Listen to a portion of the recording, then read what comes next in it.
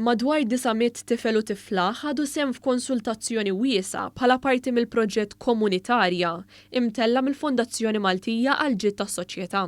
Il-konsultazzjoni li għall-ewwel darba inkludiet tfal ta' età żgħira ilha tinħema għal dawn l-aħħar snin u tirrivolvi madwar l-ispazji miftuħa fejn it-tfal iħossuhom siguri biex jiltaqgħu fihom u jieħdu gost ikunu parti mill-komunità. It-tfal li għandhom bejn il-5 u 11 sena semmaw il-vuċi tagħhom bilan li jgħidu huma x'jixtiequ jaraw fis-soċjetà tagħhom. Ir-riżultati li ġew preżentati f'dokument lill-4 ministeri u lill-Speaker tal-Kamra tar-Rappreżentanti Anġlu Farrugia juru biċ-ċar li dawn iċ-ċkejknin iridu aktar spazji inklusivi. F'konferenza tal-aħbarijiet kien spjegat li t-tfal daħlu fid-dettall u saħansitra għamlu disinji li wħud minnhom kienu jinkludu klabb tal-boċċi fejn persuni mdaħlin aktar fl-età ikunu jistgħu jgawdu ħinhom fi spazji miftuħa. Minn din il-konsultazzjoni ħarġu 6 messaġġi fosthom li t-tfal jixtiequ spazji miftuħa li huma mħaddra u aktar estensivi.